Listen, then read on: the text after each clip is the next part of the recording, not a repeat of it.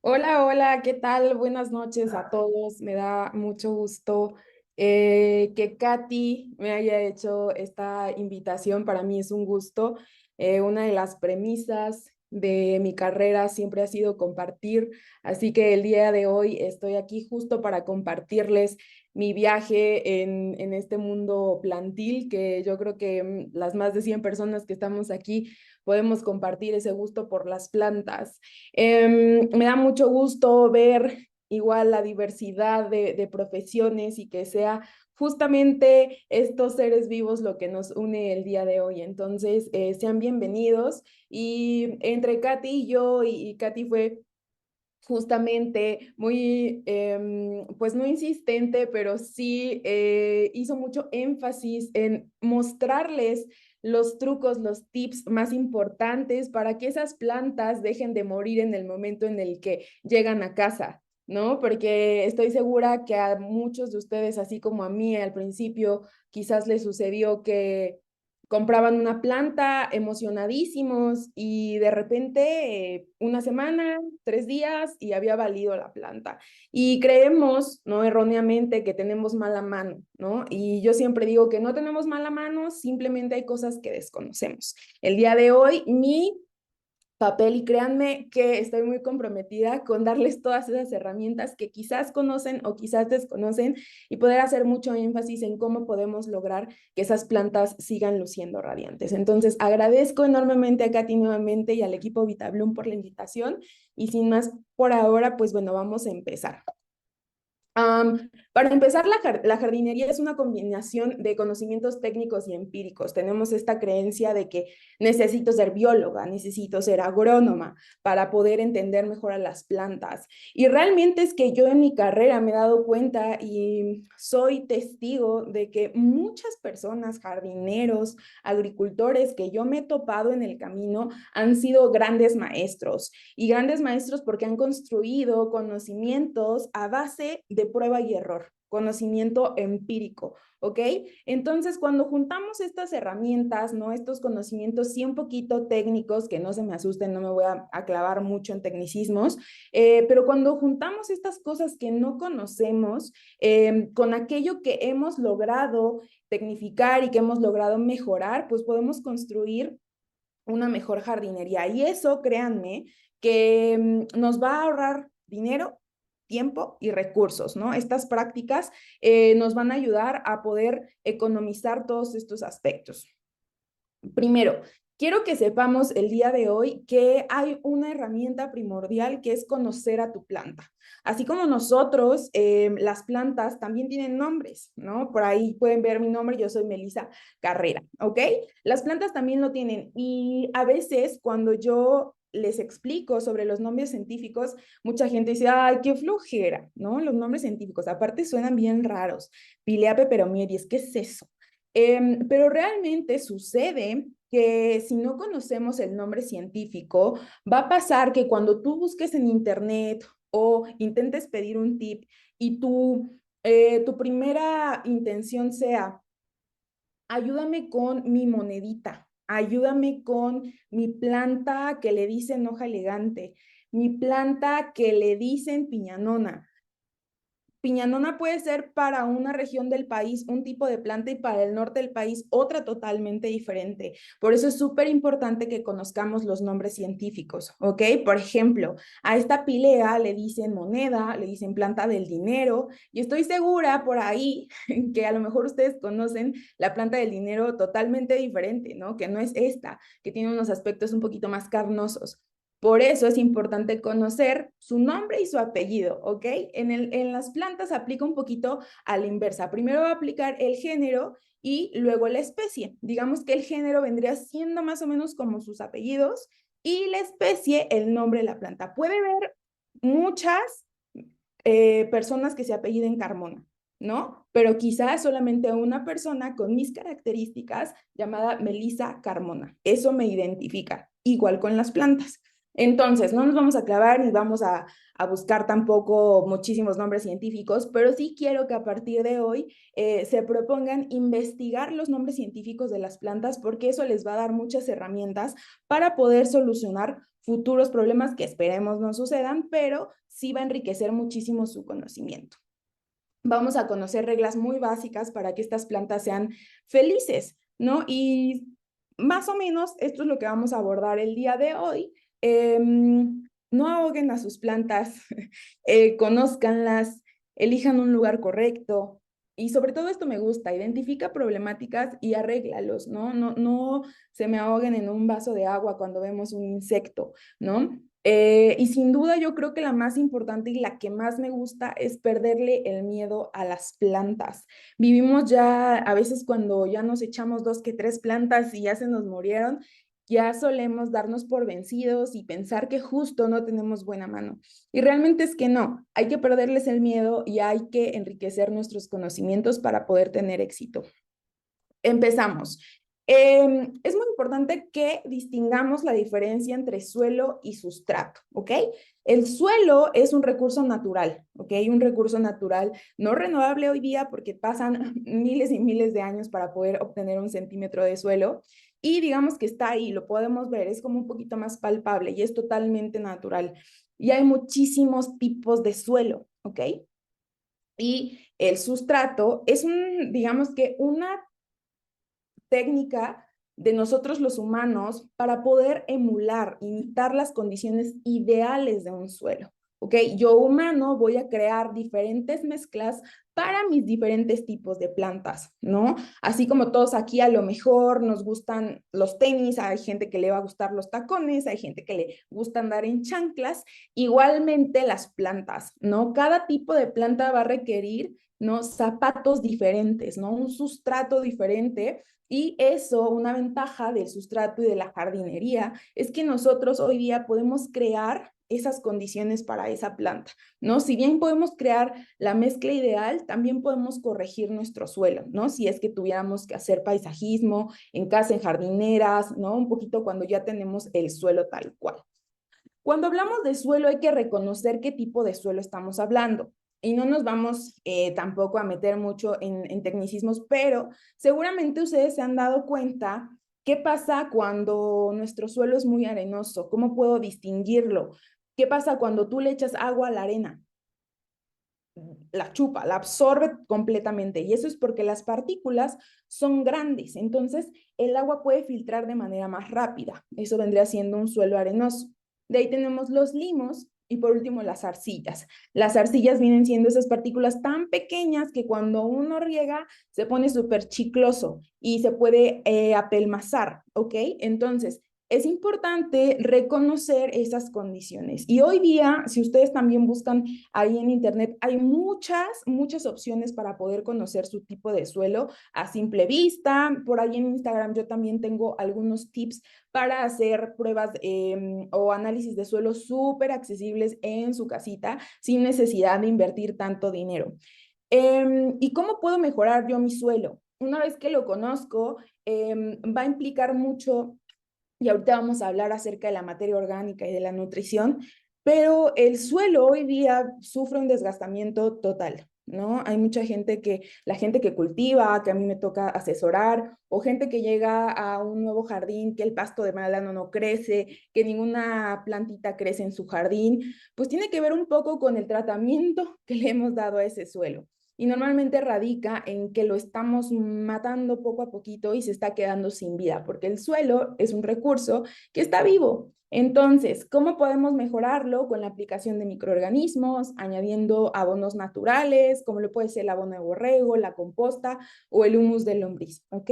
Esto va a depender mucho de conocer nuestras características y desde ahora quiero decirte que muchos de las personas que me hacen preguntas o de mis asesorados, cuando me preguntan algo y yo les contesto depende, de repente se me enfurecen, pero es que realmente depende, ¿ok?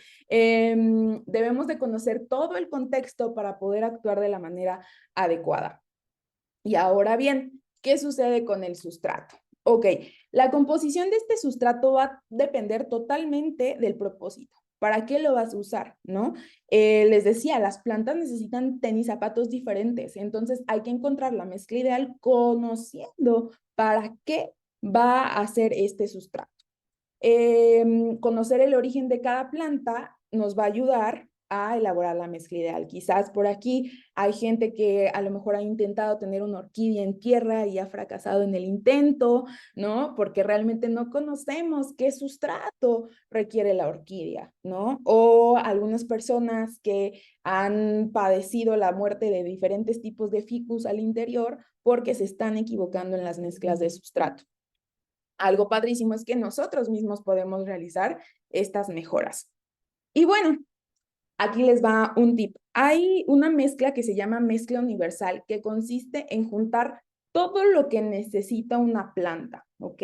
Y digo universal porque aplica casi para todas las plantas que usamos en jardinería, pero ojo que va a haber excepciones, ¿ok? Aquí no hay recetas de cocina tampoco. Cada planta va a necesitar algo en específico, pero algo muy bondadoso de la jardinería es que nos permite justo eso, ser un poco más generales en algunos casos. Una buena mezcla va a tener un buen drenaje, ¿ok? Va a tener materia orgánica, que vamos a ver la importancia de esto, va a tener aireación, va a retener humedad y tiene que tener consistencia, ¿no? O sea, imagínense si tú agarras un puñado de sustrato y se te va entre los dedos, pues entonces algo nos anda fallando, ¿no? Más o menos esta es la receta, proporciones que utilizamos. El tezontle o la perlita, este es el tezontle. En algunos otros estados lo conocen de otra forma, pero es esta piedrita rojita que justo viene en diferente granulometría. Habrá más pequeñita o más grande como estos. Quise ponerles esta foto porque permite que lo identifiquen mejor, pero si es para jardinería, sí consideren que sea un poquito más pequeña la partícula, ¿vale? Materia orgánica, un 20%, ¿ok? Tierra negra un 30%, fibra de coco un 30%. Aprox, ¿sale? Esa es más o menos la receta que nosotros recomendamos y que puede tener variaciones de acuerdo. Hay veces que me dicen, Mel, yo no puedo conseguir tezontle, pero tengo perlita, que es esta bolita blanca, ¿no? Que es de origen volcánico. Perfecto, dale con la perlita, no pasa nada. Mel, ¿qué onda con la materia orgánica? Puede ser abono de borrego, puede ser humus de lombriz, puede ser composta, ¿ok? Lo que tengas al alcance, porque muchas veces deja de ser sostenible todo, porque si tú estás por ahí ya en Tijuana y de plano en Tijuana no hay cocos, pues tampoco vas a gastar un flete de fibra de coco porque Melissa dijo que la receta llevaba fibra de coco. Perfectamente puedes sustituir ese material, a lo mejor añadiendo un 10% más de perlita, un 15% más de materia orgánica, ¿no? O a lo mejor otro elemento, a lo mejor podemos sustituirlo por cascarilla de arroz, que puede ser otro muy, muy buen elemento. Entonces, consiste también en jugar y que estas mezclas las hagamos con lo que tenemos disponible. Para un buen sustrato es necesario conocer la planta que vamos a tratar, como se los dije, y también es muy importante, ¿no? A grosso modo decirles que las plantas de origen desértico deberán contener más material poroso. Y cuando me refiero a material poroso, es la partícula más grande, que en este caso vendría siendo el tezontle o la perlita, ¿ok? ¿Por qué? Porque estas plantas, al ser de origen desértico, están acostumbradas a pasar grandes lapsos sin agua y también a no retener tanta humedad, es decir, a no tener ese sustrato mojado siempre, ¿ok? Entonces debe de drenar muy bien el agua para que las plantas puedan sobrevivir de manera adecuada. Ahora sí, viene la mala noticia. Vamos primero a aterrizar en que no existen las plantas de interior.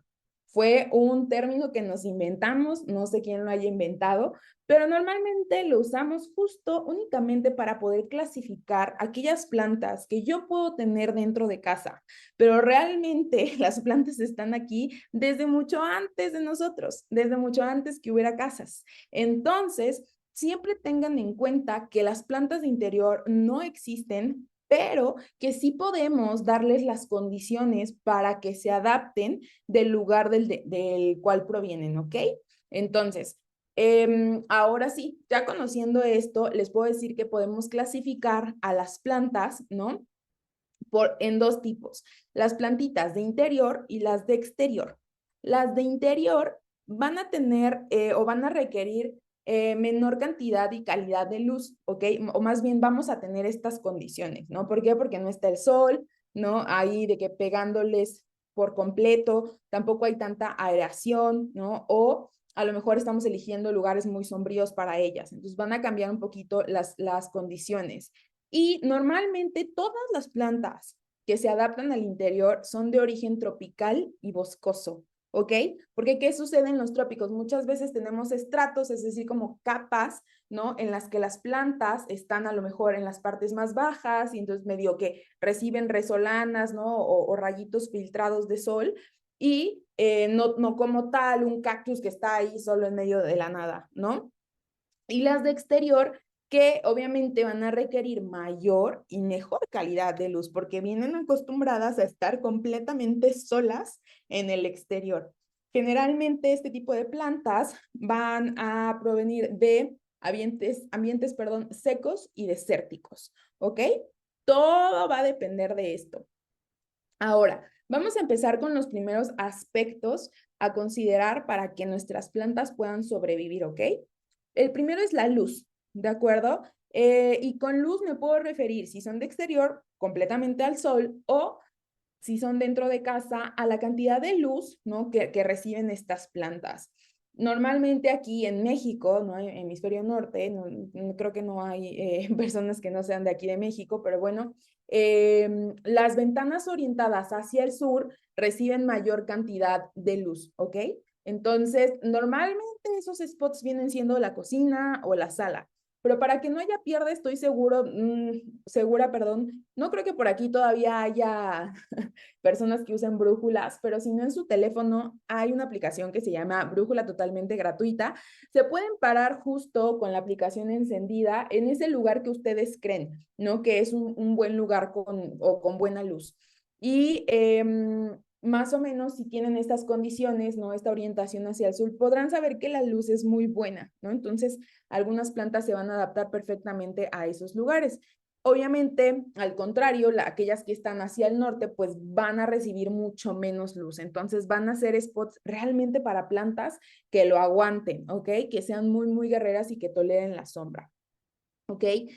Seguramente han notado este tipo de términos a veces cuando, sobre todo en las plantas de interior, que te dicen, es de luz baja, luz media, brillante indirecta, y todos nos quedamos con cara de que, ¿qué? Ok, brillante indirecta quiere decir que el spot es muy, muy iluminado, ¿ok? Debe de haber mucha luz, o también le llaman luz filtrada, que incluso a lo mejor los rayitos de sol pueden atravesar entre las ventanas, ¿ok?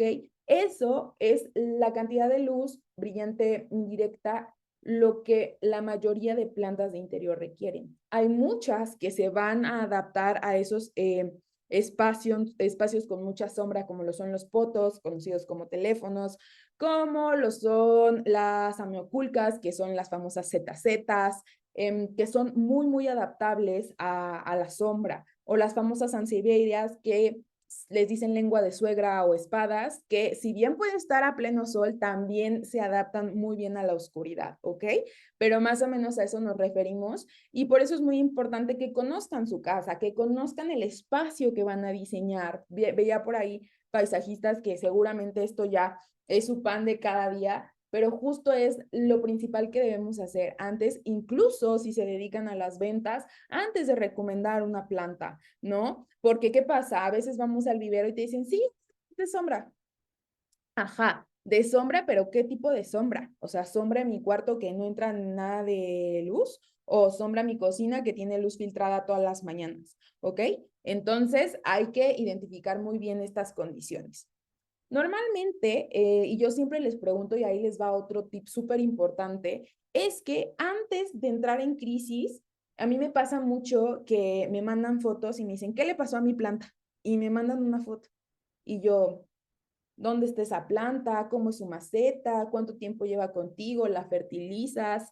¿Tiene luz? ¿No tiene luz? ¿Cómo es el sustrato? Hay que conocer todo el concepto, entonces hay que hacernos muchas preguntas para poder encontrar las soluciones, porque muchas veces la respuesta la tenemos ahí, solamente que entramos en pánico en el momento en el que vemos que una hoja se está cayendo. Pero bueno, aquí les voy a dejar algunos tips que justamente cuando las hojas se caen o crecen las hojas muy paliduchas o se caen por completo, es posible que una de las causas sea la luz, ¿no? Igual si están muy expuestas a la luz y realmente no son las condiciones ideales para esa planta, entonces las hojas se ponen como crunchy, como crujientes, también las quemaduras por sol son o por luz, son muy visibles, se ven marrones, se ven bronceadas, entonces ahí pueden poner mucha atención, ¿ok? Y es posible que solo necesiten que la luz del sol a lo mejor sea menos directa, ¿ok? Porque muchas veces me ha pasado que a lo mejor tienen una planta que es de luz media, pero la tienen en un spot donde incluso los rayos del sol pasan por la ventana, entonces pues se llegan a quemar las hojitas. Bastará con moverla un poquito de lugar e ir encontrando el spot perfecto. Y eso también quiero decirte, no te bajones si de repente tienes una planta y llegas y a lo mejor el lugar que elegiste no es el ideal. Pues bueno, bastará con hacer un cambio e ir evaluando cómo se comporta la planta. Ahora bien, hay algunas que para adaptarse al interior van a necesitar una ayudadita. Y este tip solo se los voy a dejar ahí para que lo tengan, es asistirnos con la luz artificial. En dado caso de que tú seas o quieras iniciar un negocio de propagación o quieras empezar a reproducir tus plantitas o consideres que tu casa está muy sombría y te empeñas en tener plantas naturales, pues bueno, puedes asistirte de luz artificial. Pero es muy importante que sean luces especiales, focos especiales, porque las plantas no ven la luz como nosotros, ¿ok? Ellas tienen un espectro diferente, prefieren las tonalidades moradas o rojas.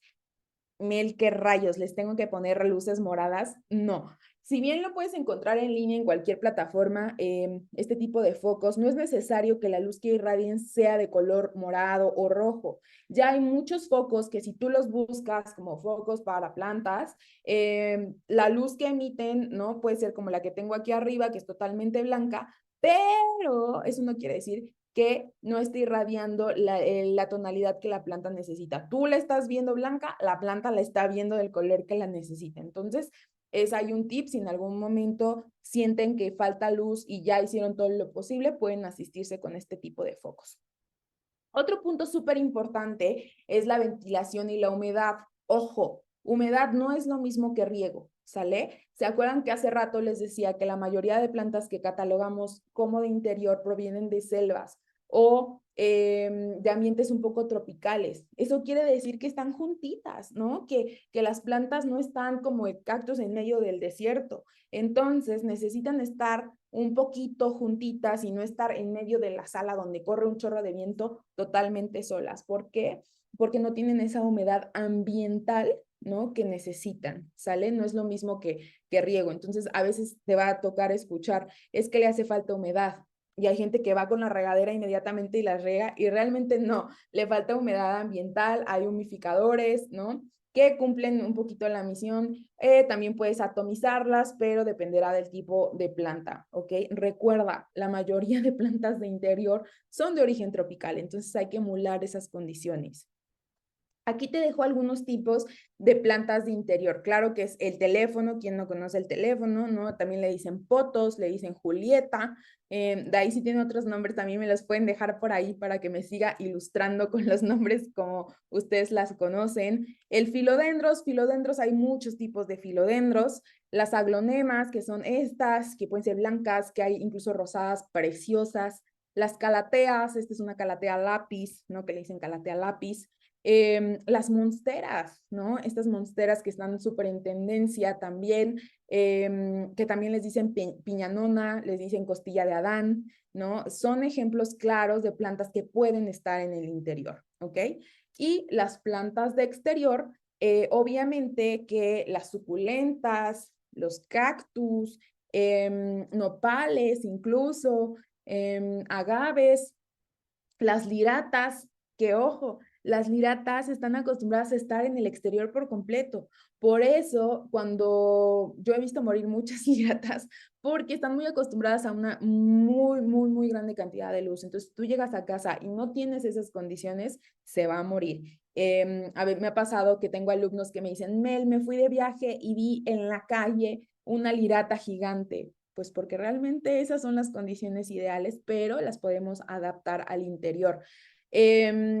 Los olivos, hay ahorita una tendencia de la gente en querer tener olivos al interior y luego da tristeza verlos morir porque realmente son arbolitos que sí se usan mucho en paisajismo y para decorar, pero realmente les gusta mucho la luz. Si no tienes esas condiciones, mejor ni lo intentes y dejemos de matar olivos.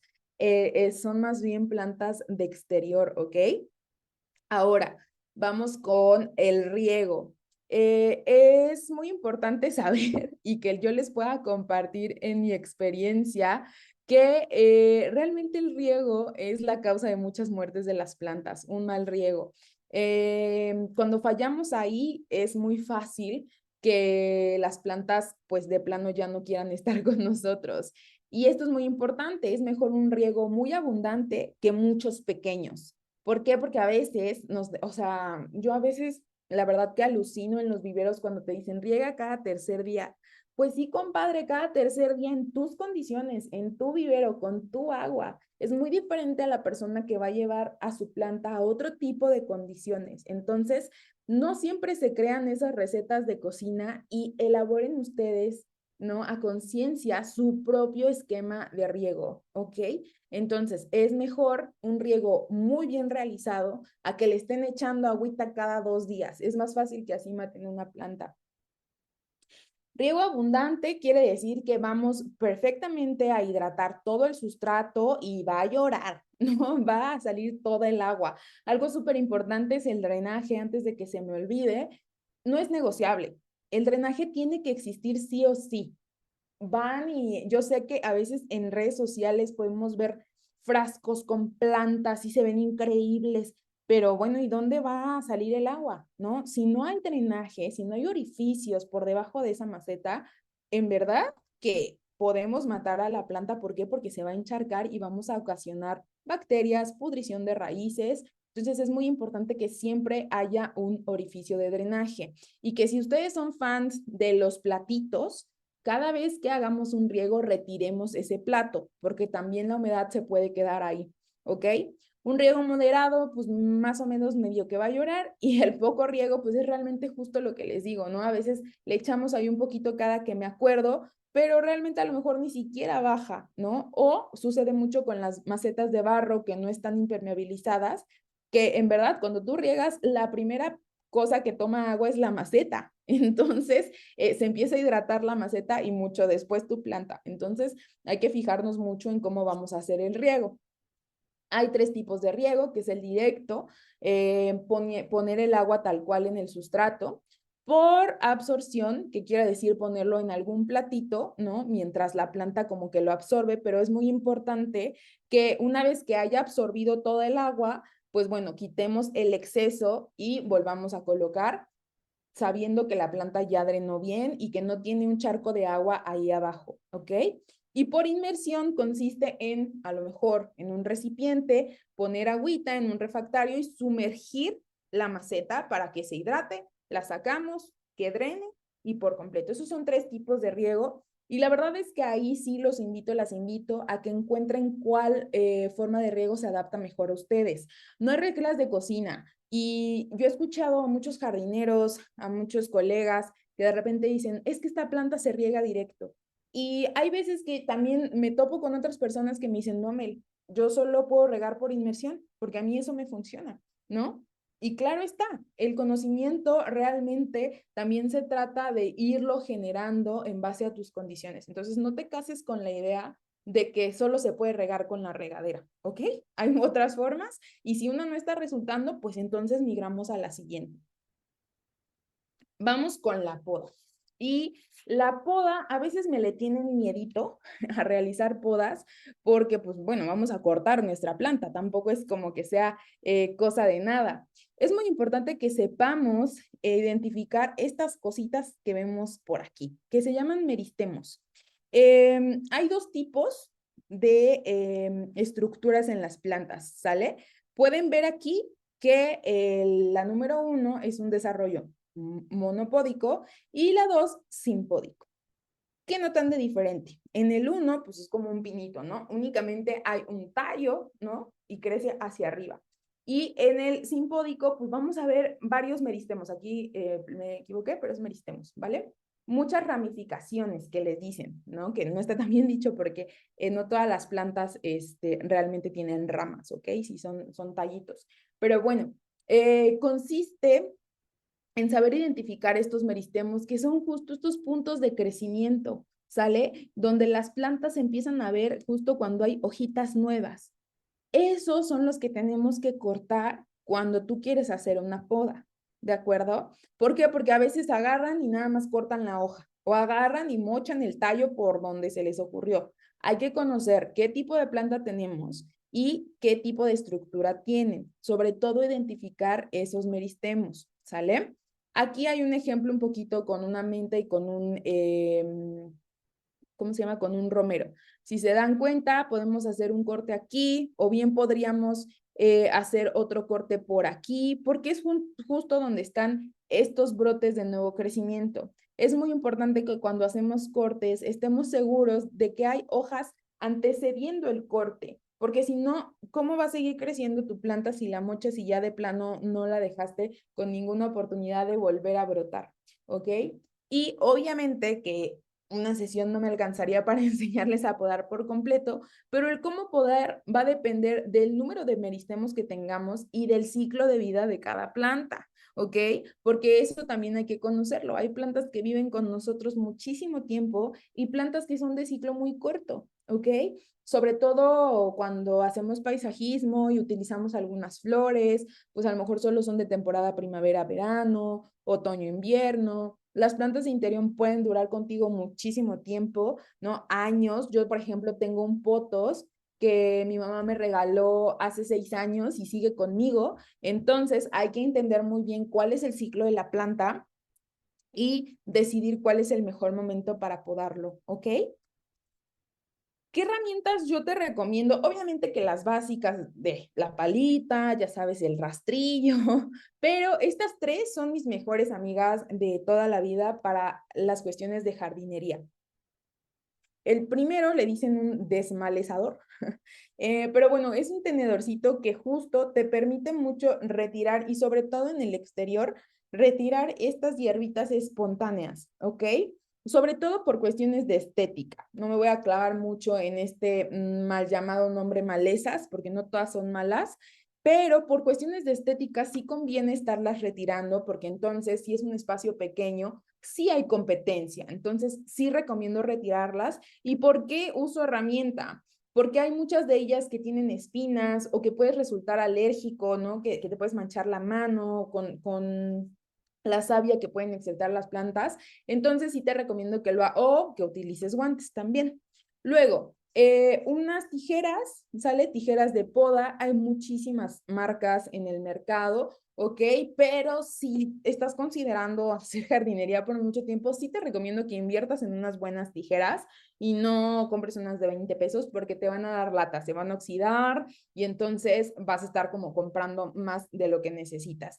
Y por otras, unas tijeras de punto fino o de punta fina, esas te van a ayudar para cortes un poquito más específicos y detallados, ¿sale? Muchas veces es difícil entrar con este tipo de tijeras y te llevas todo el tallo. Entonces sí te recomiendo que tengas unas de punta más fina para hacer cortes más específicos.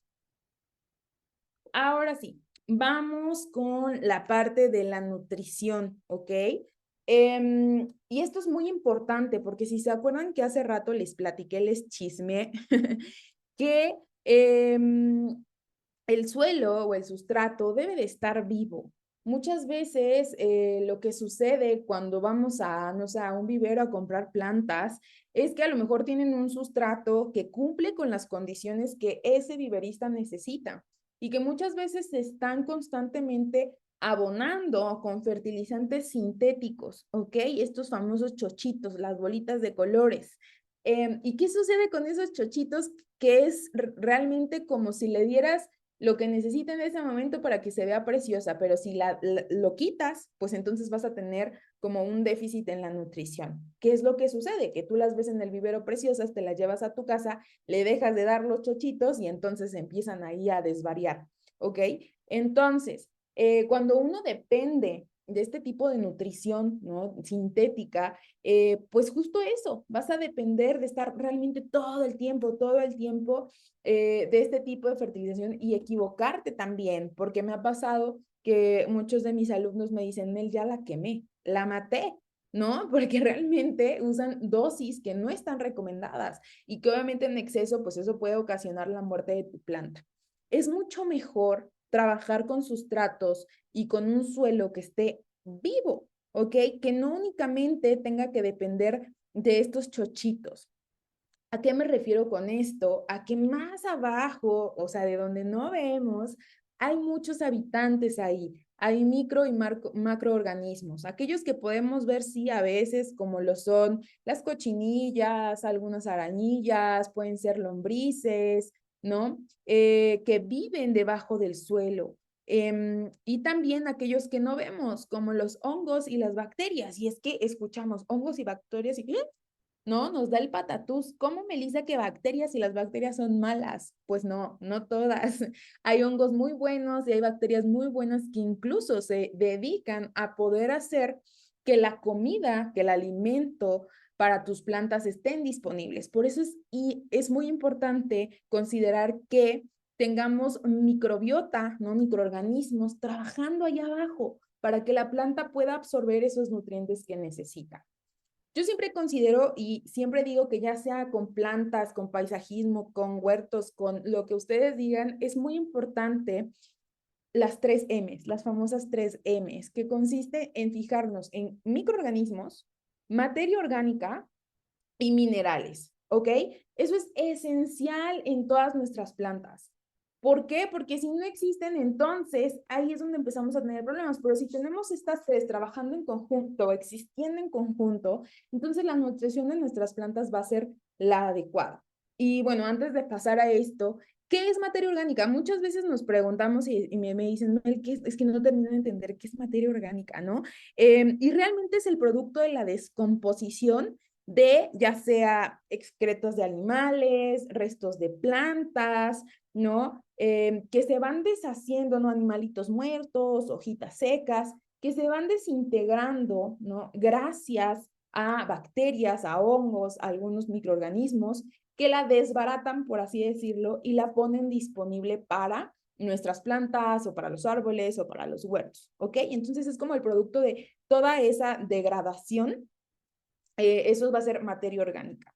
Y entre más rico nuestro sustrato o nuestro suelo sea rico en materia orgánica, pues mucho mejor nos va a ir con nuestras plantitas. Ahora sí, es importante entender cómo nuestras plantas toman nutrientes, ¿ok? Y bueno, más que nutrientes, las plantas o de lo que se alimentan son de minerales, ¿ok? Y lo hacen a través de la raíz o, no sé si lo hayan escuchado, a través de las hojas también. A través de la raíz, gracias a estos pelitos absorbentes, que justo cuando todos los minerales, cuando la materia orgánica abajo están trabajando de manera adecuada y tú riegas, entonces estos pelitos absorbentes tienen la capacidad de tomar los nutrientes y transportarlos hacia toda la planta, ¿ok? Pero también hoy día las aplicaciones foliares, seguramente has escuchado este término, las aplicaciones foliares nos ayudan a corregir deficiencias, a embellecer más nuestras plantas, ¿no? A darles una ayudadita, a darles un poco de brillo. Y con brillo me refiero a que se vean radiantes, no como tal a brillo a la hoja. Pero eso lo vamos a hacer a través de las hojas, ¿ok? Del follaje, por eso se llama fertilización foliar. Y ahí es muy importante que para que esta fertilización sea efectiva, nuestra hoja realmente esté libre de polvo, ¿no? Que realmente a través de esta cutícula podamos, ¿cómo se llama? Podamos hacer que los nutrientes pasen a la hoja y a través de la epidermis, ¿no? Que es como un corte de una hoja, pueda transportarlo a las partes de la planta que lo necesiten. Pero ojo, si tú realmente eres de esas personas que no limpia las hojas de sus plantas, sobre todo en el interior, porque aplica mucho, si no las limpias, si no mantienes como libre de polvo, pues imagínate, el nutriente realmente nunca va a poder penetrar como esta capa, ¿no? Y a eso añade que hay algunas plantas que tienen como capitas cerosas, que entonces es un poquito más difícil que este tipo de nutrición pueda ser efectiva. Pero sin duda que podemos asistir. Algo que sí te voy a decir es que la fertilización foliar nunca va a compensar la fertilización o la nutrición de raíz, ¿ok? O sea, me ha pasado que es como, pues es que ya, o sea, de mi sustrato ya lleva como 5 años y no le he movido nada y ya, puro foliar. No. Sí es muy importante que recuerden tener un sustrato vivo, un suelo vivo para que la planta a través de la raíz se pueda seguir alimentando. Hay una analogía que dice que las plantas son un poco como los humanos, un poco invertidos, ¿no? El cerebro de la planta es la raíz.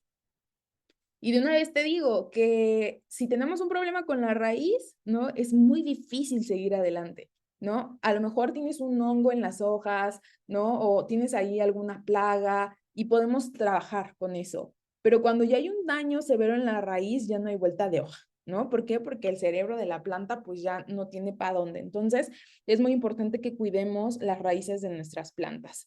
Y es aquí donde creo que cobra un poquito de sentido, ¿no? Si algunos de ustedes ya conocen VitaBloom, podrán darse cuenta que todo de lo que los hablé hace ratito, ahorita tiene sentido. ¿Por qué? Porque no es un abono, no es un chochito, vaya, ¿no? No es algo que únicamente esté diseñado para que tus plantas tengan la nutrición de cada 15 días y ya, ¿no? Realmente estás trabajando abajo muchísimos aspectos. ¿Por qué? Porque no solo tienen este tipo de minerales que las plantas necesitan, sino que tienen aminoácidos, tienen bacterias que te van a ayudar a descomponer y a darle un banquete a tus raíces.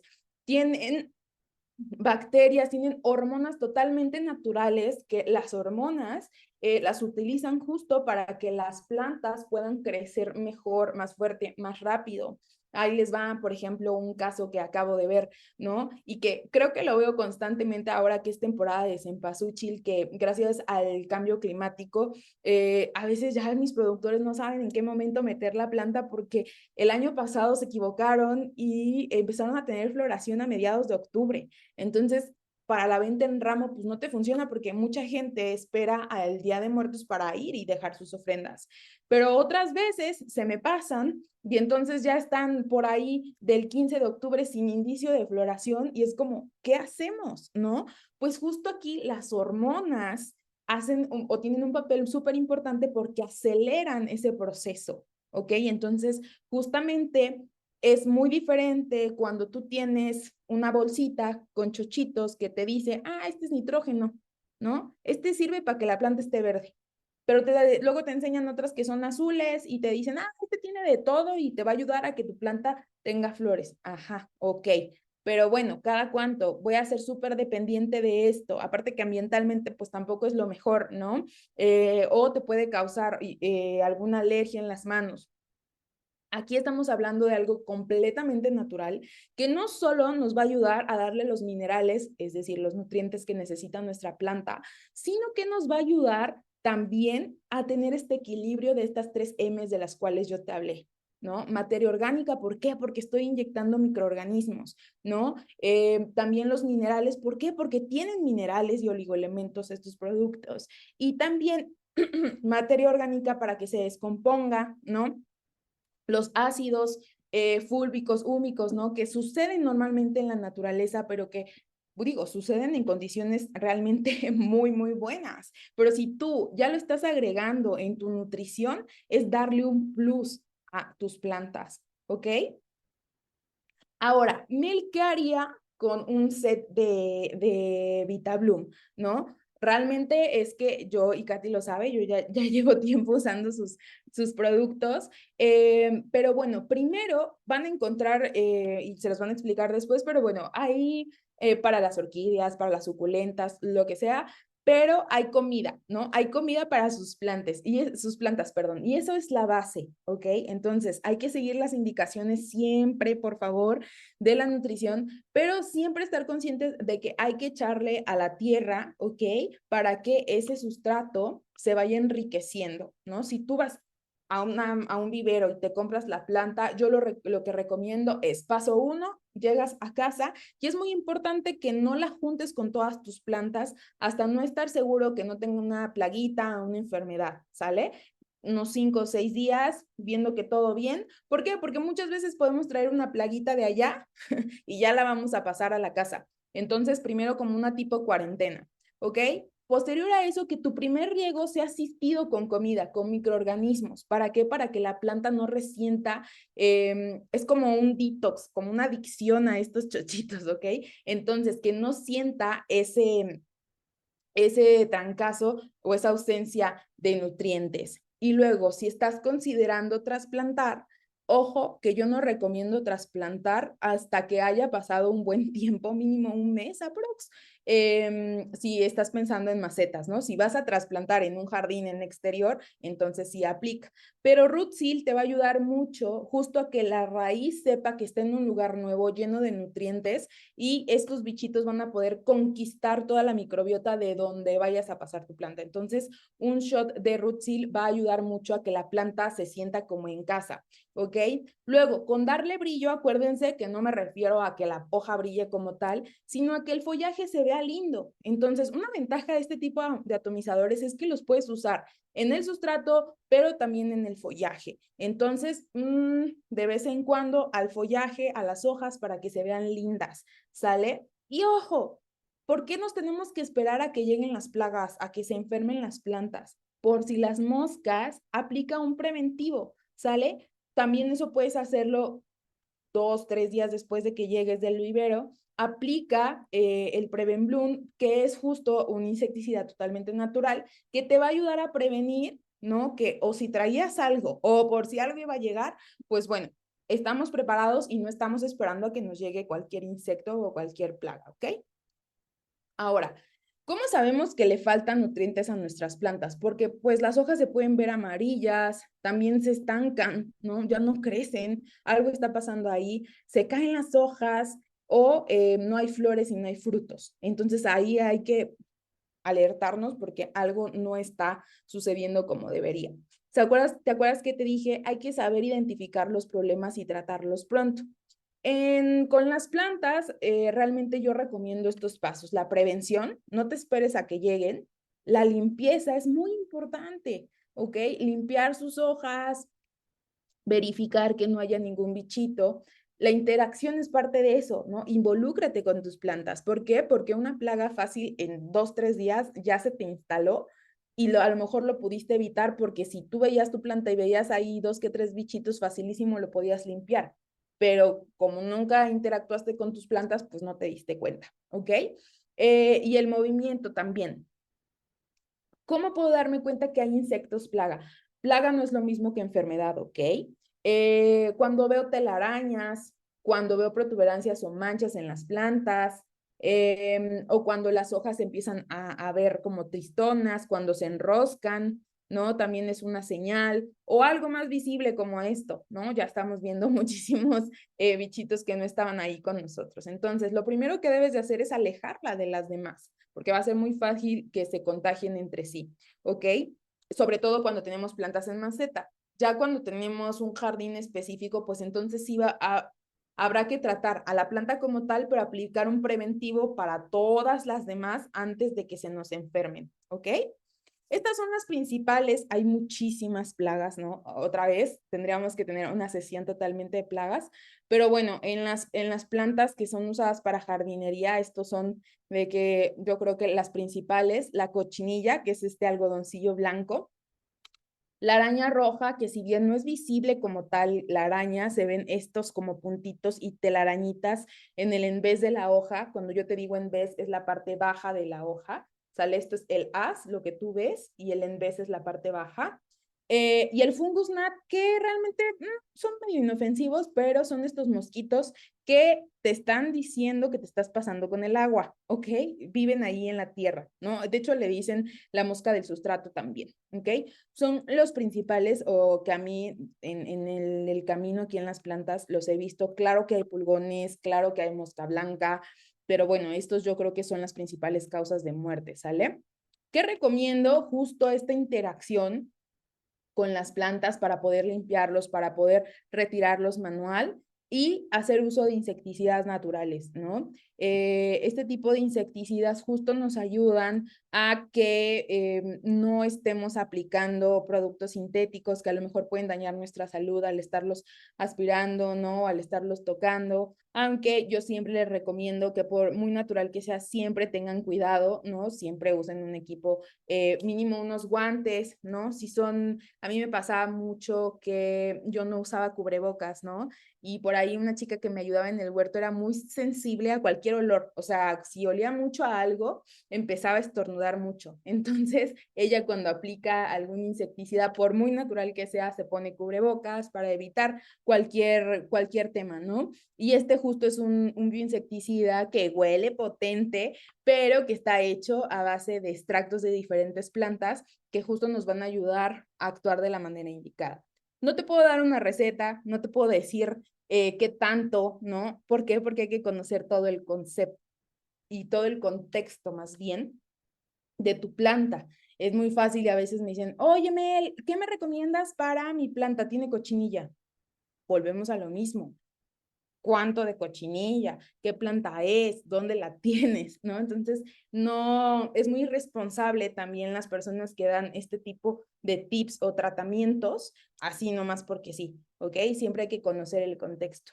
Y con las enfermedades es diferente. Estas son causadas por patógenos que no vemos, como hongos y bacterias, ¿ok? Esto que ven aquí es la famosa negrilla, sale muy común en las palmas. Pero también hay otro que es blanco, que se llama oibio, que se ve como talco en las plantas, o pueden ser bacterias, ¿no? También que se ven marrones o que están debajo en las raíces, también se pueden presentar, pero normalmente siempre vamos a verlas en el follaje, ¿ok? Estas son normalmente por una humedad en exceso, ¿no? Nos estamos pasando de humedad. Entonces, yo ahí recomiendo, y me da mucha risa porque tengo muchos alumnos que me dicen, oye, Mel, es que mi planta está cundida de hongo, y sigue la hoja toda dañada ahí en la planta.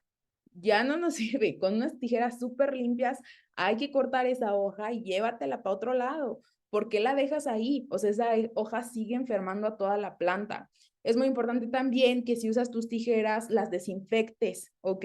Las desinfectes después de hacer un corte porque tú mismo puedes estar llevando o el insecto plaga o la enfermedad a tus demás plantas solo por la flojera de no desinfectar, ¿ok? Entonces, hay que retirar estas partes y hacer uso de fungicidas y bactericidas naturales, ¿no? Como este que es el Funsil, que está súper bueno porque ya está listo para aplicarlo, y también yo te recomiendo o recomiendo su uso cuando o en climas muy tropicales, o si tu casa es muy húmeda, pues de vez en cuando, ¿no? Aplicarle un preventivo antes y no esperarte, ¿no? A que te lleguen las plagas. Igualmente cuando es temporada de lluvias y si tienes un jardín en exterior, vale la pena, ¿no? Que antes de esa temporada le des un shot de este fungicida para prevenir que lleguen estas enfermedades, ¿ok? Y yo he visto esta frase mucho, ¿no? De que mejor que le falte a que le sobre. Y con las plantas creo que debemos de encontrar un punto medio, porque pues cuando les digo, ¿cómo es el riego? No, pues que sea todos los días y abundante. No, no es lo mejor, ¿no? A lo mejor es que sea abundante, pero pausado, ¿no? A lo mejor esperar a que el sustrato y la planta te lo pida antes de estar aplicando, ¿no? Pero, por ejemplo, ¿por qué solamente darle chochito a las plantas si le podemos dar todo el boost de vitaminas y de microorganismos, ¿no? Entonces, ¿por qué quedarnos cortos? Creo que debemos de encontrar siempre el punto medio y aprender a conocer nuestras plantitas para poder llevarlas con éxito. Otros cuidados que ya hablaba yo, pues la limpieza es muy importante porque es como nuestra carita, yo siempre digo, cuando estás llena de polvo, ¿no? Hasta nosotros nos sentimos raros, entonces ya nos lavamos la cara y como que nos aliviamos. Es importante que consideremos limpiar sobre todo las hojas de interior. Ojo, las suculentas no, las suculentas no se limpian, ¿ok? Tampoco se rocían porque pues tienen este como aspecto carnosito y las van a matar. Entonces, solo limpiar no es muy importante, nada de que el aceite de no sé qué y el tip que encontré, no. Basta con un paño húmedo, quitar todo el polvito y eso va a ayudar a que si hacemos aplicaciones foliares sean absorbidas de mejor manera, ¿sale? La reubicación, si estás teniendo problemas, no tampoco le tengas miedo. Si no está funcionando en ese lugar, pues entonces habrá que explorar, ¿no? No sabes cuántas veces he movido plantas del lugar, pero cuando encuentras el lugar, ya estás del otro lado. ¿Ok? Y el trasplante sí es importante porque las plantas pues van a ir desarrollándose y hay que considerar hacer trasplantes conscientes y considerar tener productos como el Root Seal. También hay unas micorrizas buenísimas que tiene VitaBloom que ayudan justo al trasplante si pones un poquito de micorrizas a que enraice mejor, ¿no? Y entienda que está en un lugar seguro la planta y puede irse desarrollando de mejor manera, ¿ok? A manera de resumen, reglas de oro, revisar siempre temperatura, luz, riego y cuánto fertilizante, qué nutrición nos está haciendo falta. El drenaje no es negociable, ¿ok? Hay que considerar que drene ese sustrato. La luz indicada para tus plantas, siempre investiga qué cantidad de luz requieren.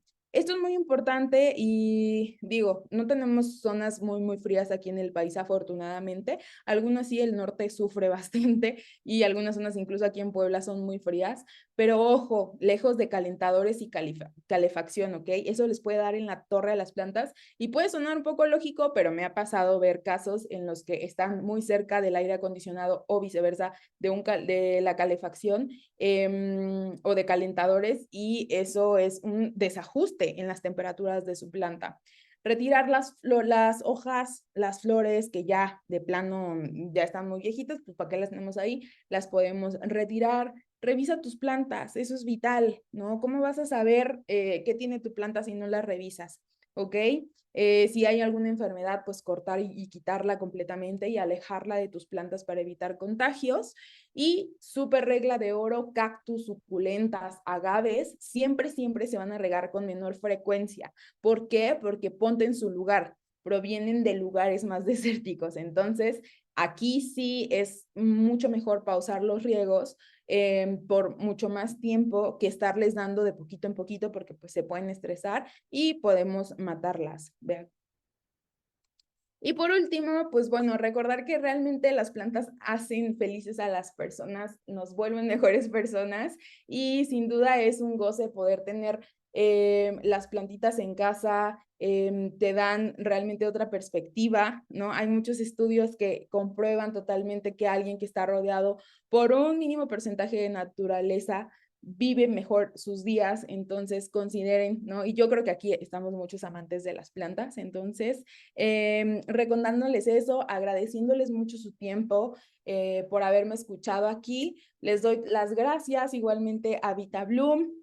Yo soy Mel de Suelo Semilla y pueden encontrarme en todas las redes sociales @Suelo Semilla. Por ahí también intento compartir mucho contenido de valor, tips para que ustedes puedan sobrellevar este mundo plantil de la mejor manera. Muchísimas gracias, Katy, y a todo el equipo que está por aquí, que está haciendo posible que esta sesión suceda el día de hoy.